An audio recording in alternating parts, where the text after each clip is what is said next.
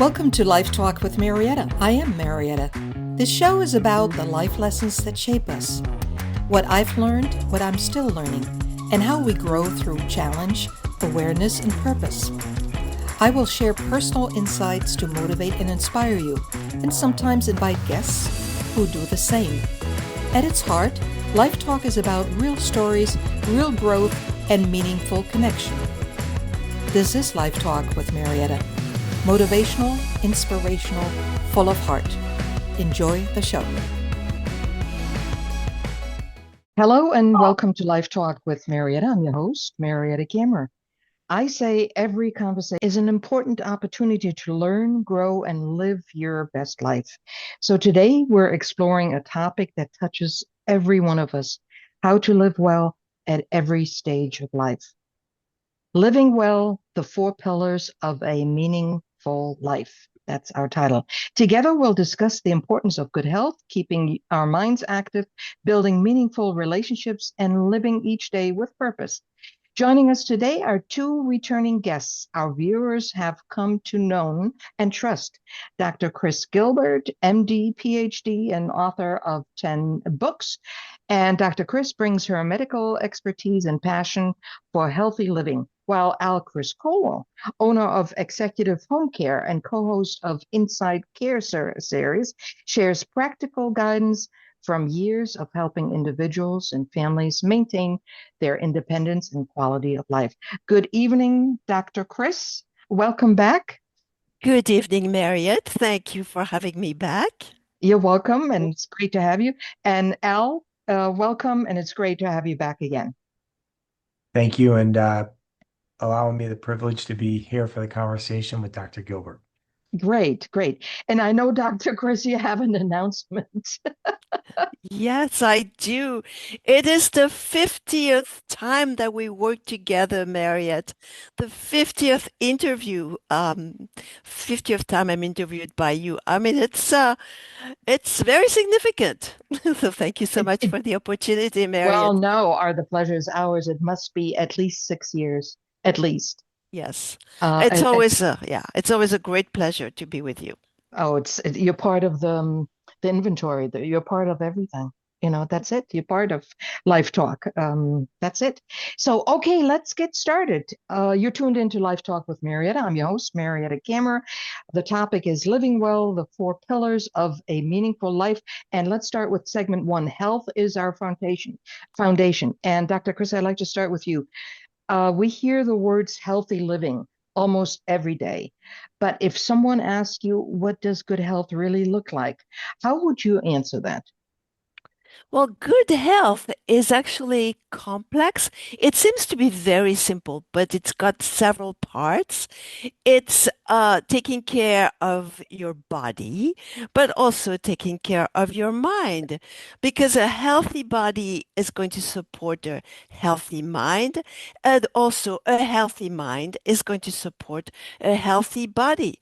So so for a healthy body, it's regular physical activity, but not too much so that you get exhausted from physical activity, but not too little so that you have the benefits from physical activity. And everybody has their own norms, what works for them. It's also quality sleep, which is also different for everybody. It's also stress management and a balanced diet, which is also different for everybody. And all those contribute to better better physical activity, better body health, but also better cognitive function.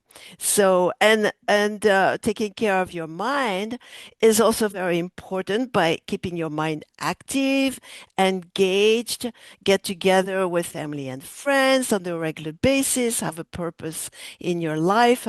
All those are really, really important ingredients for your health. Right, because health supports independence, and that's what it's all about. So my question goes to Al now. You work with families every day. At what point do most people realize that good health is truly the foundation of staying independent? Usually, it's when an episode happens or a situation brings to light most people in their retirement, older years want to be healthy. They walk, but something usually triggers it where now they've had a situation happen and they are working to regain the baseline that they were before something happened. So, health, I think we all talk about.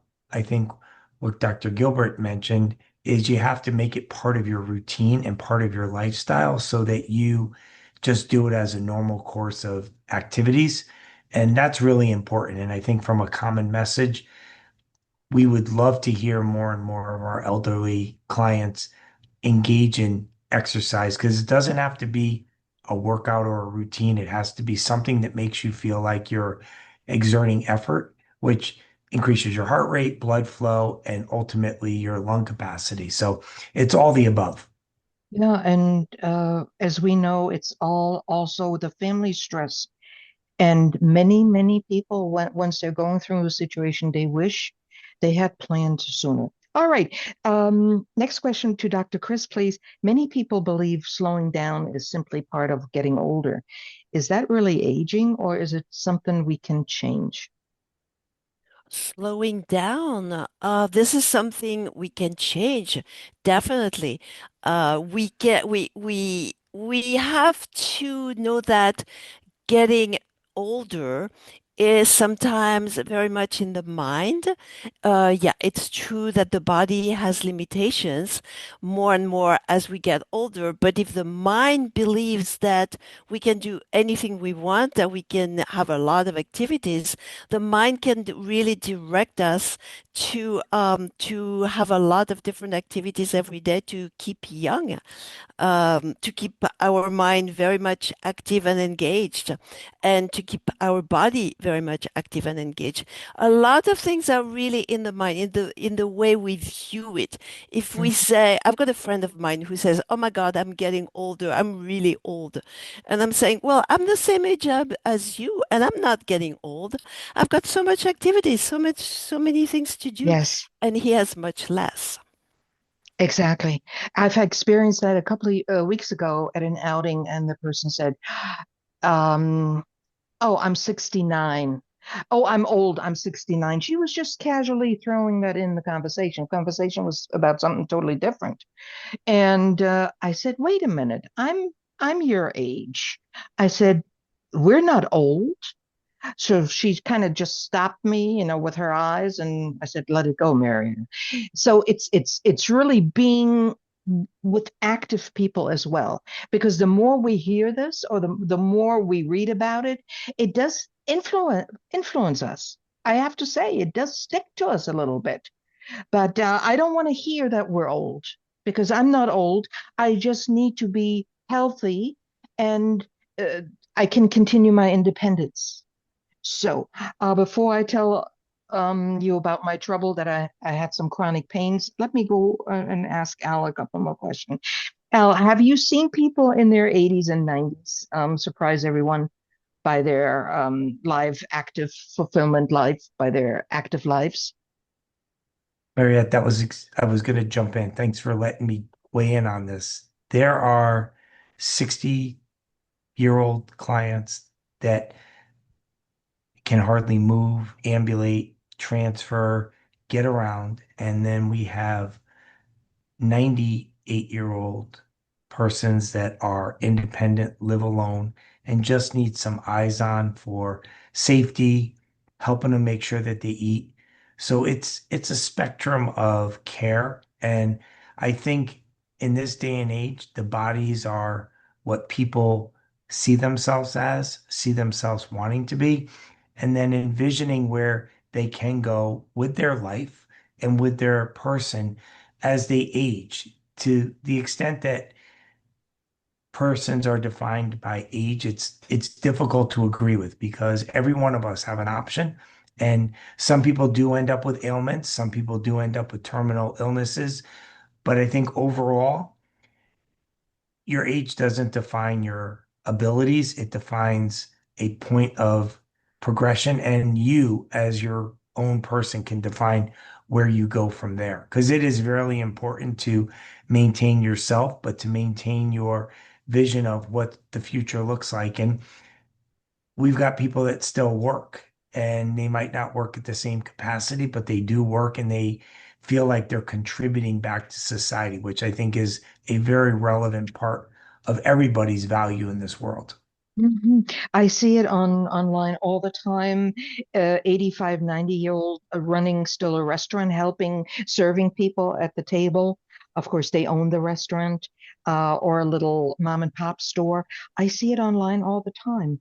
And I had interviewed a person from Germany. Actually, it was a group of people, and he reinvented himself after his retirement, and he worked internationally. And he bought a little shop, and he opened up a cheese shop.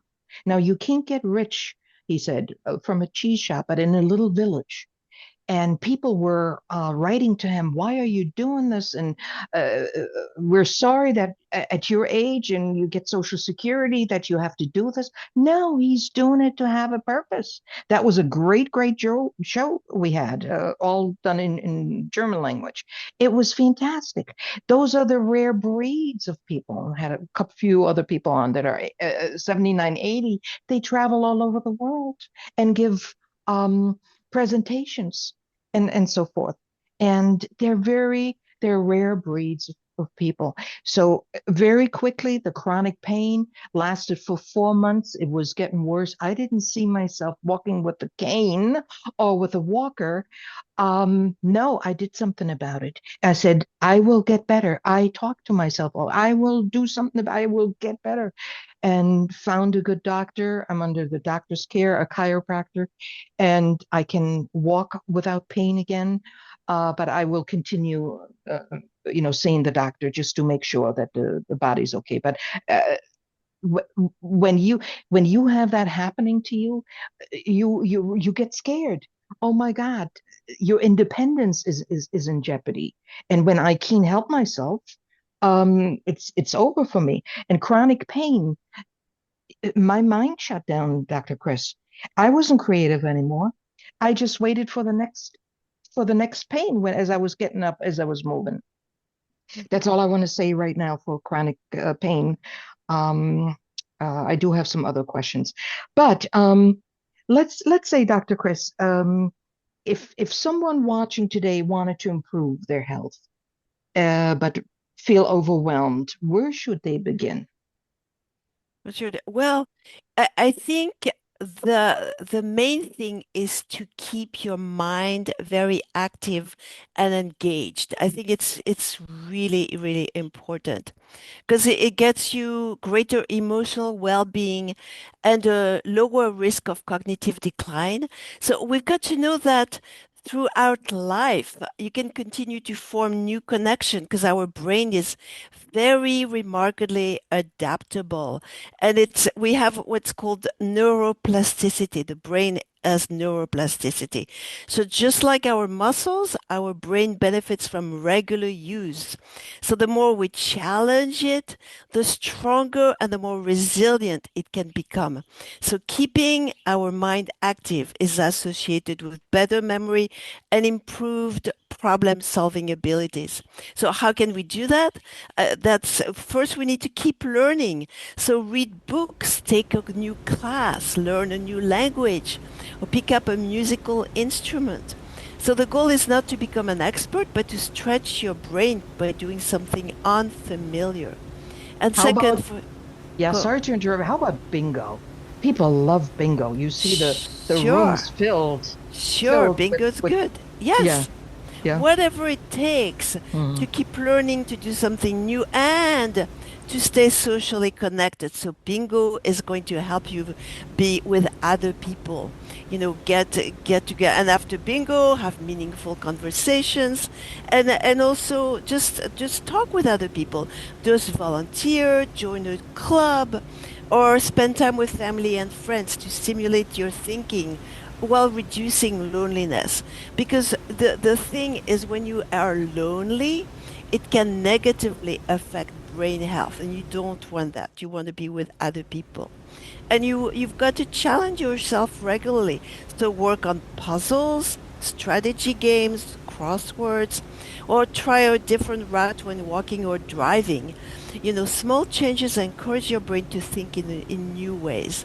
And also be curious. Be curious of everything.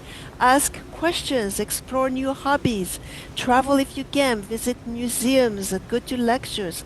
But curiosity keeps the brain alert and engaged. So remember that aging is inevitable, but cognitive decline is not entirely predetermined. So every day offers an opportunity to build what I call cognitive reserve, which is the brain's ability to adapt and compensate as we grow older. Thank you, Dr. Chris. I went into about four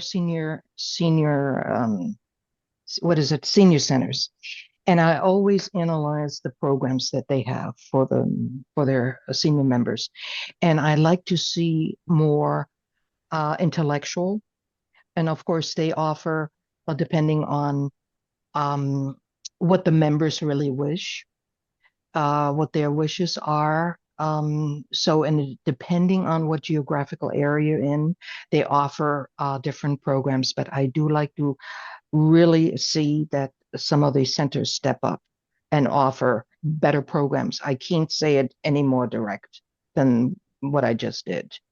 So, Al, when your caregivers enter someone's home, what early warning signs do they notice? You notice that there is potentially clutter, items out of place, smell, things that would be considered abnormal behavior for a person, and more importantly, conversation. So the first thing we do is we introduce ourselves. We tell them why we're here if they had not actually met with myself when we signed them up.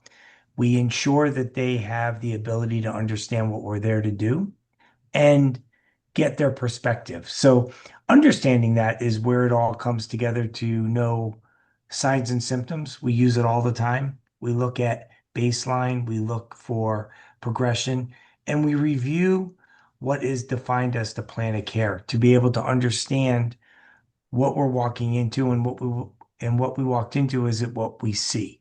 Because the signs are somewhat direct. Conversation is usually really helpful, but seeing the home environment gives you that clarity. So, Mhm. Dr. Chris, I like to bring out hygiene. Can you talk a little bit about that? Because I do want to talk about the soap that I found. But would you talk a little bit about hygiene in general? Well, hygiene in general is important.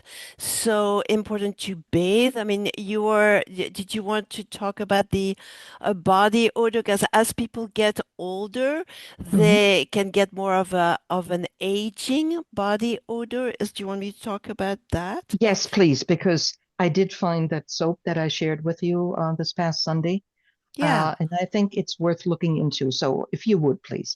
So there is, that's a really well documented phenomena that is called aging odor, which is attributed to a compound called 2-nonenal.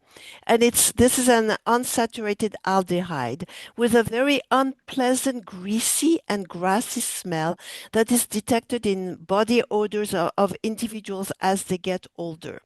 So what it does, it's a biochemical mechanism that involves the oxidative degradation of omega-7 unsaturated fatty acid on the skin surface, and it generates the compound or the byproduct called 2-nonenols, and especially that is produced on the back of the neck and behind the ears and on the chest, where there is a very high sebaceous gland density. So this 2-nonenal byproduct is not water soluble. So it adheres to fabrics, to shirts, to bedding. So it's very important to wash on a regular basis, but also to wash fabrics on a regular basis and thoroughly. So, how do you reduce this aging body odor? So there is no single established medical treatment, but there are several evidence-based strategies that can help. So I'm going to talk about there are body soaps containing antifungal agent like miconazole nitrate that showed good results in one study.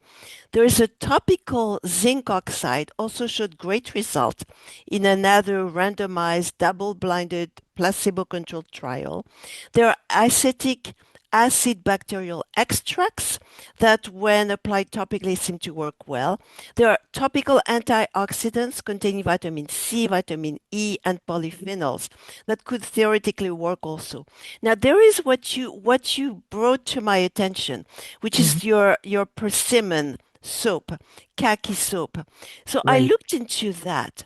Hmm. So those are the particularly those containing kaki shibu, which Hmm. is the fermented juice of unripe persimmon fruit. They're widely marketed in Japan and East Asia for reducing aging body odor. And they're extremely popular there. But it's important to note that there is no published clinical trial specifically evaluating, persimmon soaps. But it seemed to work and it's very popular. So the proposed mechanism of action is that the persimmon tannins have antibacterial properties, they have antioxidant activity, and they can directly trap and neutralize this aldehyde called the 2-nonenal. Hmm. They can directly trap this. So it seems to be working. So yeah, and thank you Yeah. for telling me about this because I actually did not know about the Yeah. persimmon soup. Well, TikTok. I'm a TikTok lover, right? I love TikTok, and a German company had advertised the soap, and it's available on Amazon, 2 bars for 19.98. So of course I checked them out. I contacted them. Then I checked this out here in the US. It's still a niche market for the soap, and I haven't had a chance to buy it, but I will get it on Amazon because we're all subject to it. And no matter how much you wash, the smell is there. It will be there. So, and me with hygiene, I always want to smell good. I always want to smell like a rose. So Amazon, here I come, 1998. I come, and I will try it out and I will share it with our audience. But we need to know all of this. Yeah, just because you're a little older doesn't mean you can't take care of things. But you just need to know. You know, it's always, oh, others, they may have the odor. It doesn't happen to me. No, there's nothing you can do. There's nothing, and an onset is 50 and up. So I found that very interesting. So again, Amazon, I will order it and I will try it out and let everybody know. Al, I'd like to bring you back to the microphone. Some people hesitate to accept help because they think it means giving up independence. I know about that one. What would you tell them? That is a primary question of why people decline services because they don't need help. And if we don't hear that from every client on the initial, we'll hear, I need some help. I could use a little bit of support, but I don't think I need that much. Maybe an hour a day, maybe 2 hours a day. And what I always like to say to folks is, to any of our prospective clients or even our existing is, we're here to make your life easy so that you can continue to be independent. And there's a distinction between having help to maintain independence and having help because you choose not to do it yourself. And those are conversations that I really enjoy having with not only family members, usually the children, the grandchildren, even to some extent siblings, because sometimes people are looking for help, not because they physically need it primarily, but they're lonely, they use companionship, their ailments tend to become more prevalent when they're bored or depression setting in.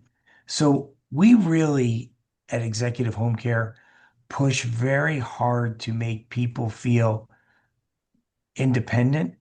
We always use the word assist. We use the words support. We use the word independence as a means when we build care plans. So it's not about just making the effort to be there to do something for someone. We do it as a means to keep them independent. And it really tends to hold family members, and then it really tends to hold clients as they either recover from an injury, a rehabilitation visit, a hospitalization, or just something happened at home that didn't require a ER visit or a doctor's visit, but they just need someone there to help them. People trip, they are on new medications, they're not sure of the side effects. There's all reasons, but we never use the word replace your independence. We use the word assist to help you regain your independence. Yeah. Dr. Chris, I'm just thinking, I'm listening to Al, and people that don't want to ask for help. And I learned in my lifetime, it has to be learned to ask for help because I was one of them that I don't need any help. I can do everything myself. And it was very difficult for me to ask for help. And I learned to ask for help when I went through the stroke and the two hospitals I was in. So that was the starting point. So people are just against help if they need help because they don't want to ask and that's what they believe. Why? Mm. Yeah, they uh, it's true that some people asking for help will will make them admit that they're getting older. So I know my mother, for example, who died at the age of 96, she did not want help. She said, no, no, no, no, I don't want to admit that I'm getting older, so I don't need help. But at one point, she did accept help. And what happened was actually really interesting. It was the same person that came like 1 hour a day, and this person took her for a walk. But what developed was a relationship because it was always the same person. And Al, if you could do that with your services, that would be great. That always have the same person taking care of the same client and a relationship developing. And in the case of my mother, my the helper actually had problems in her life, and she talked to my mother every day about her problems in her life, about the helper's problem in her life. And my mother felt like she could help the helper, and she could help solve the problems in her life. And this way, my mother felt like she was important. She had something to contribute to the helper. And she accepted the help much better because she is the one that could help the helper. That relationship is that what lasted several years, 1 day, 1 hour a day. And it was a spectacular friendship that developed that contributed to my mother living so long because of that relationship with the helper. Yeah. You're listening to Life Talk with Mariette. I'm your host, Mariette Cameron. The topic today is living well, the four pillars of a meaningful life. And in the house, my guests are Dr. Chris Gilbert and Al Criscuolo, president of Executive Home Care and co-host of Inside Care. Thank you for making this possible tonight. Now, moving over to segment two, it does talk again about mind active and engaged, which we already touched on. But let me dive in just a little deeper, Dr. Chris. Um, what about isolation? A lot of people, they live far out. I'm painting a real scenario. They live 5 hours away from their children. The population in that town is 1,000. They live right by the lake, and it's just the two of them.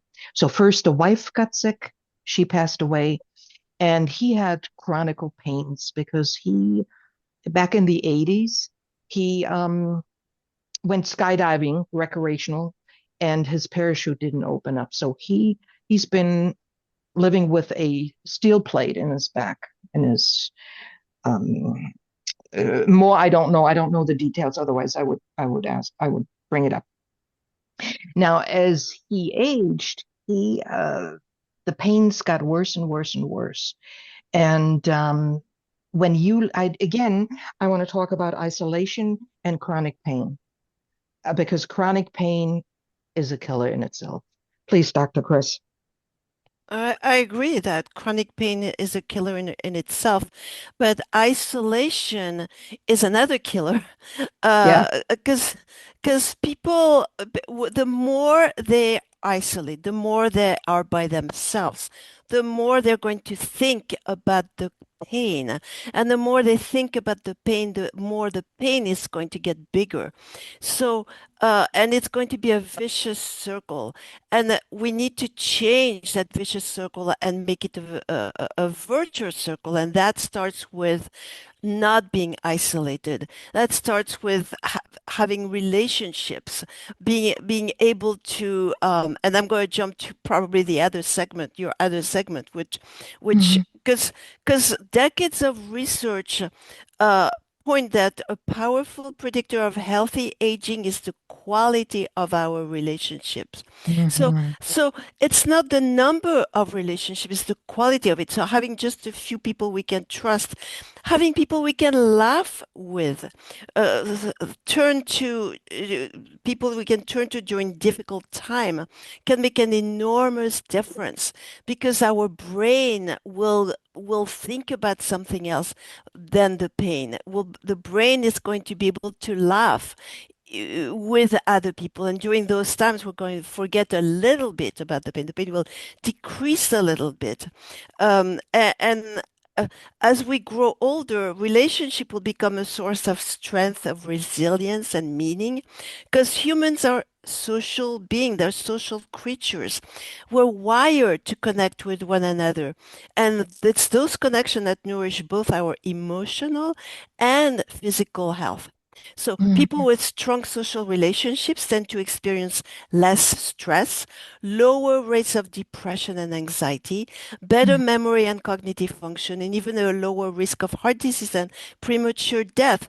In contrast, chronic loneliness has been shown to increase the risk of many health problems, including depression, anxiety, but also dementia, also high blood pressure, weakened immune system. So we don't want to stay alone, really, is the bottom line. I better hurry up, let me tell you. Uh, Lake living is, I love it. I would love it for, maybe 2, 3 weeks, and then I have to get back to what I'm doing, the moving and shaking, because that's what keeps me alive. And I feel myself mentally and emotionally and everything.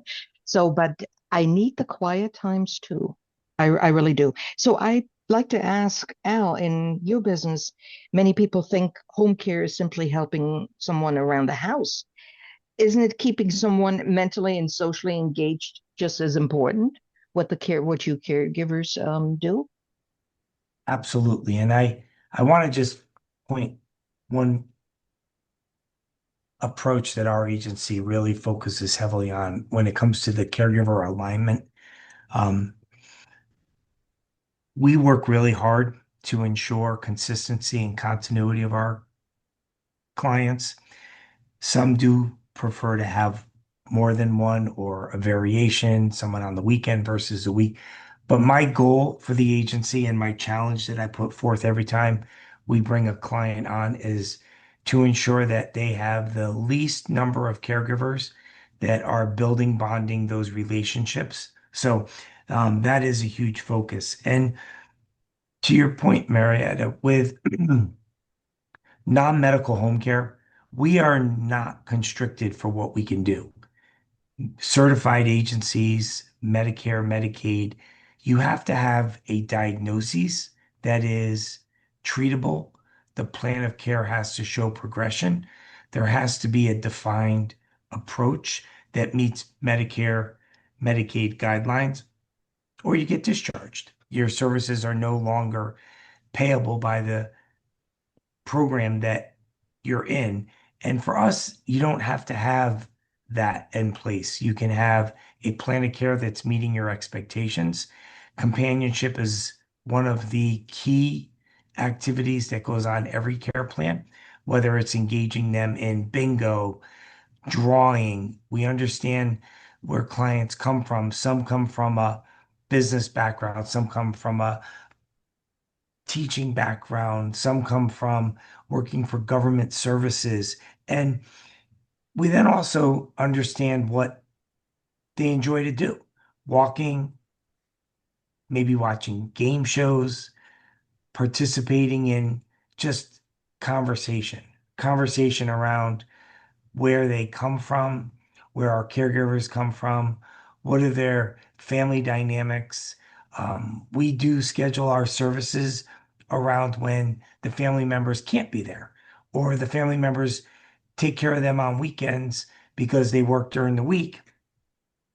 And so we make sure that we're part of that so that when we show back up on Monday, we know what to talk about, what to think about, and what transpired.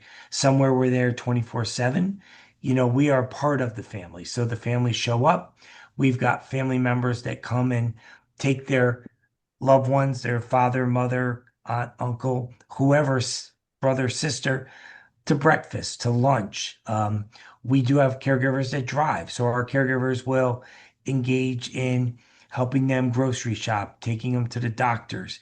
Sometimes it's just for a drive. I think I've mentioned in one of our previous shows, one of our caregivers was a companion to a woman that had dementia. And all she ever wanted to do was go out and do something. Her dementia was one of those severe situations that didn't hinder her ability to be safe at home, but she didn't want to sit at home. Her car was taken away from her for all the obvious reasons. So our caregiver drove her car. So she was able to go places in her car as the passenger, but she didn't have to sit in her house and wait for her son or daughter, grandson, granddaughter to come take her. Our caregiver did that. And we did it every day. We were there, not a long time, 3 hours. We were there on weekends. She liked to go to church, so she was able to go to church during the week. So our services are incredibly flexible. We have a diverse group of caregivers that are able to accommodate client requests. And as such, that's what I spend most of our time as well as our office team, ensuring that if Mr. or Mrs. Jones or Mr. or Mrs. Smith want to do something, we figure out the best caregiver available. And I say available because not every caregiver is available that would be ideal, but we help them grow, we train, we orient, and we ensure they truly know why they're there. When I go out and visit clients and the caregivers are there, which is when I mostly show up, it's to ensure that they're not just delivering personal care, getting them washed, dressed, making sure they have a meal, but they're engaging in conversation. And that conversation could be anything: politics, it could be sports, it could be what the grandchildren just called and told them. Many of our clients have um, uh, iPads and can see pictures and do things like that. So it's a very, very big part of us, not just making sure they're dressed and washed and bathed. Yeah, thank you. Thank you, Al. Um, we got Dr. Chris Gilbert in the house tonight and also Al Criscuolo. And yes, keep your mind active and engaged. That's our segment 2. And I do want to go over to segment 3, which is again we're focusing in on relationships that make life rich. Now, Dr. Chris and Al, I know so many people in my surroundings that were never really they never really cared about friendships, had very few friends. Maybe they had a wife or a husband, they got divorced, and they prefer to be alone. Now, how can you How can we tell them they're not going to change now when they're 70 or 80? Oh, you must have, in order to be healthy, you must have relationships and this and that. And I bet a lot of people think that way. And I think that way a little bit too, because I feel that I'm healthy because I am doing things that I love to do day in, day out. And I love it with a passion every day and with a passion. So if I had, it takes time for relationships, and it also takes energy to get to know that person in general, whether it's a friend or an intimate partner. So I shy away from it because to me, sometimes depending on how I feel, it might be a hassle, and I talk myself out of it. So it's this mixed emotion thing. I'm sure I'm not the only one walking around like that, Yep. Dr. Chris. Yeah, and that's also a problem with young people because young people now they're on social media. They're very isolated because they don't get together with friends as much. They're just on social media, and there is an increased level of depression and anxiety in young people, and there is a lot of suicide in young people because of that because they like to stay alone more than they like to see people, friends, in real life. But I think there is a way to do things, especially when people like you like to stay by themselves. Well, you like to do special activities. So how about doing activities and joining other people to do those activities?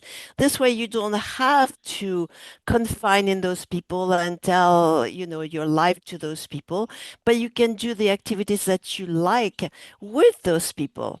If it's men, maybe watch sports with some friends, with other people, Mhm. or maybe join a book club or join a walking club if you like walking, or volunteer if it's a cause that you care about.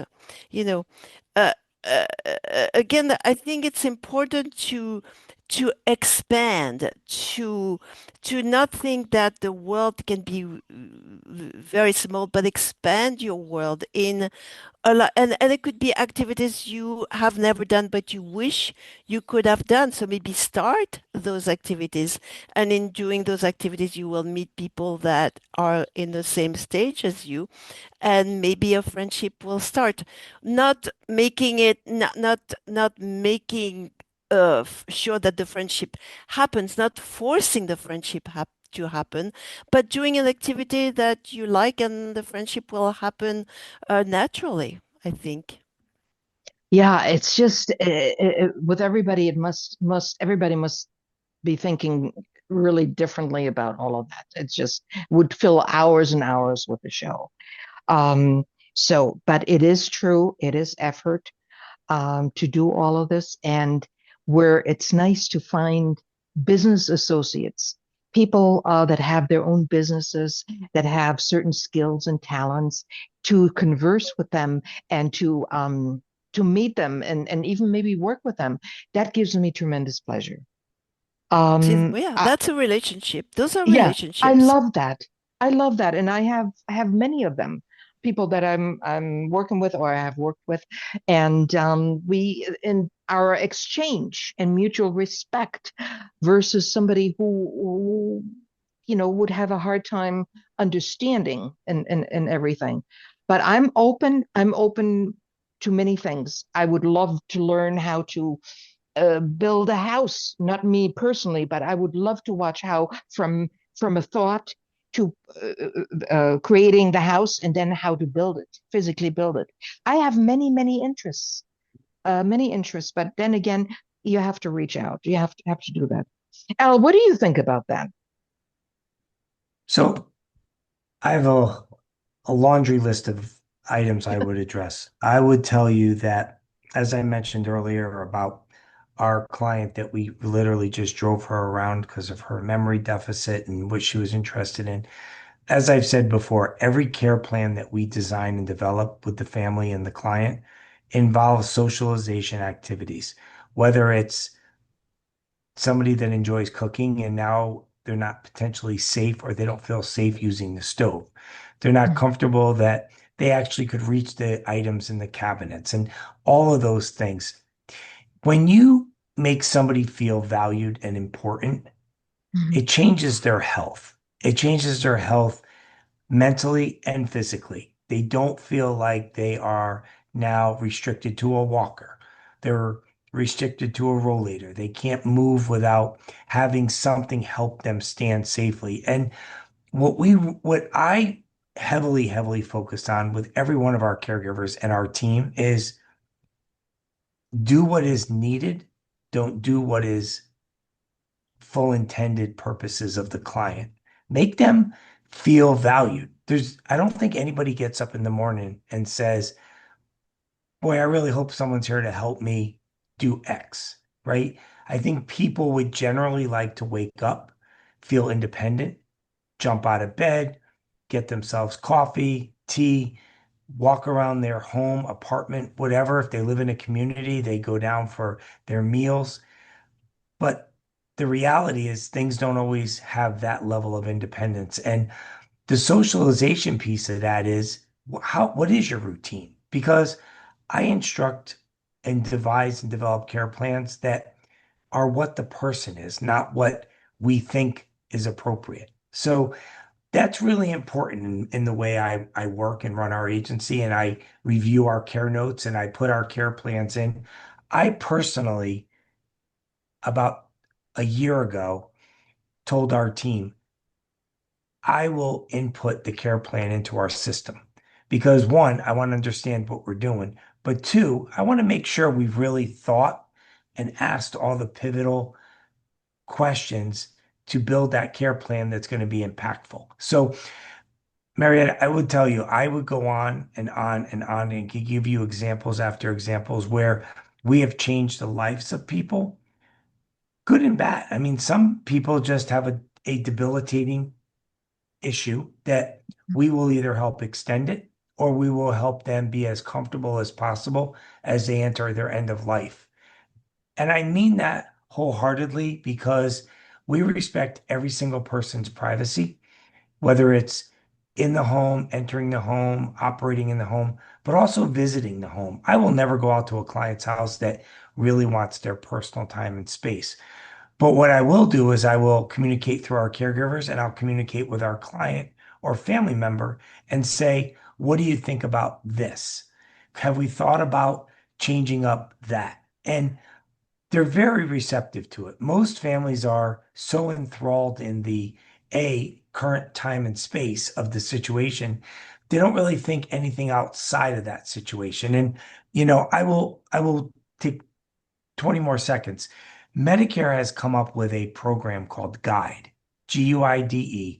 It's an incredible opportunity for anyone with a medical diagnosis for dementia, which is prevalent in so many of us, that will now provide what they call respite care and it's an additional amount of money. It varies. Right now, they increased the limit from 2,500 a year to about 2,750. It gives you a window of additional hours that you can now schedule to either increase the time with the family or allow the family time away. Where I mentioned families are embedded and indebted to take care of their loved ones.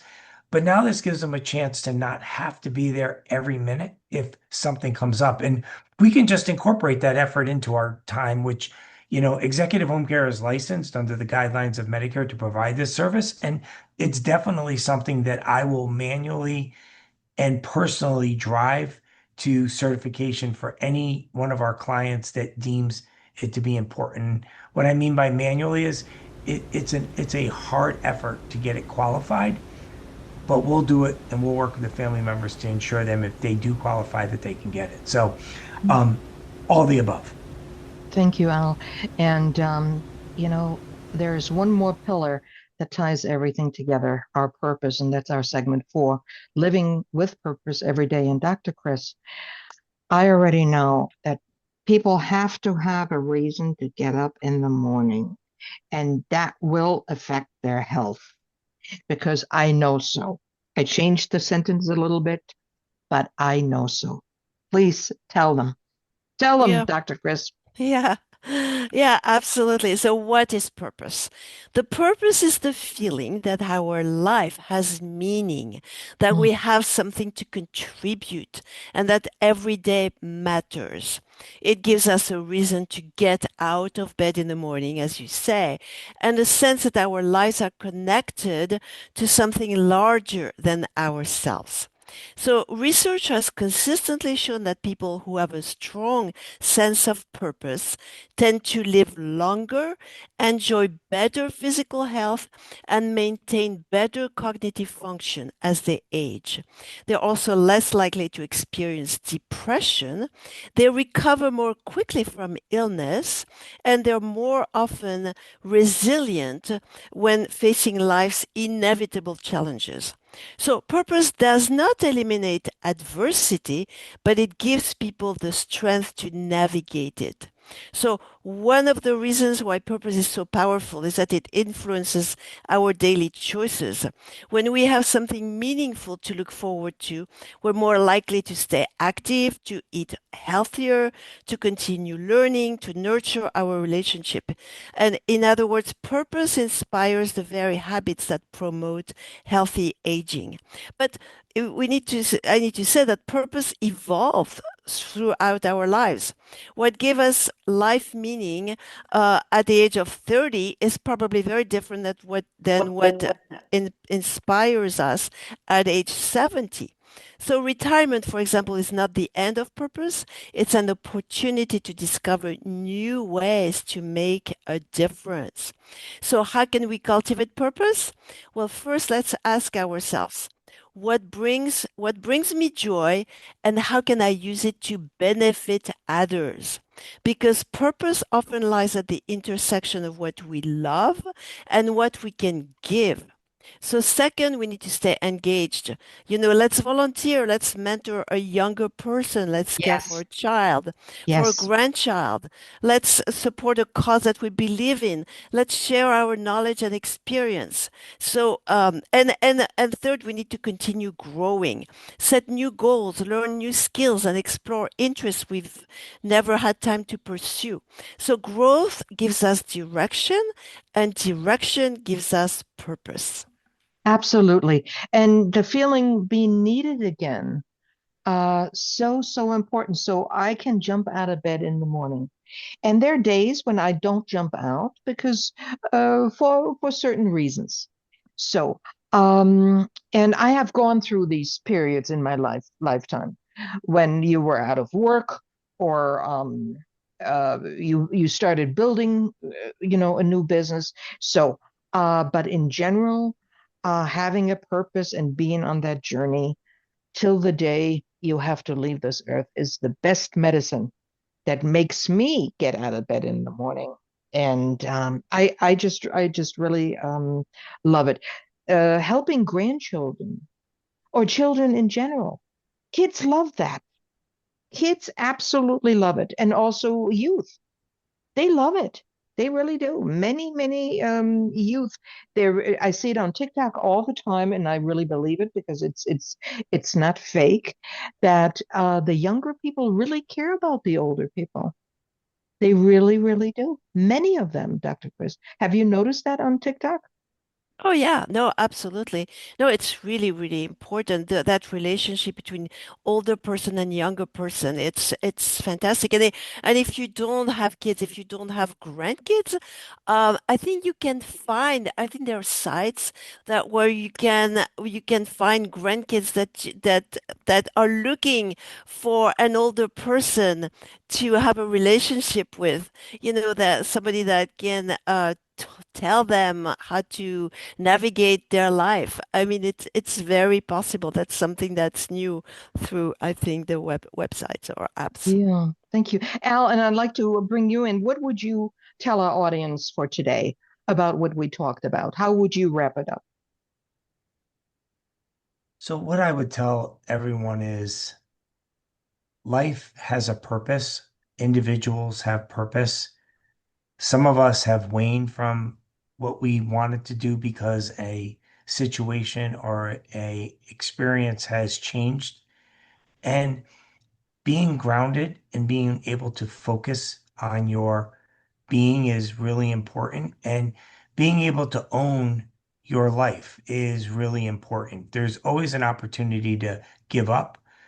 And what I will tell you is executive home care as an agency, but me as a person, do not give up. We don't give up on anybody. I've never given up on anything that I've ever worked on in my life because I do believe that things are hard and difficult, but if you stay focused and grounded, you will be able to achieve and meet those objectives. Now, saying that, we do have physical ailments, mental ailments that we have to be challenged with, but there's also a way to get around those. And there's a way to navigate past them to reset your baseline in life and know where you're focused. And you do need people in your life, you do need a social aspect, but you also need to believe in yourself and you need to believe that who you are is a good person.